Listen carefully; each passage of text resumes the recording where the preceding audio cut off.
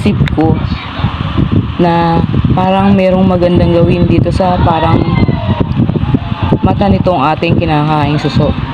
At naging interesado lang talaga ako sa parang mata niya na yan sa takip na yan. Ito na po mga idol yung takip ng taktakin na aking nilinisan at pinatuyo. Ayan. So, gagawin ko po dyan ay ilalagay ko sa aking flower base. Ayan, ganyan lang po.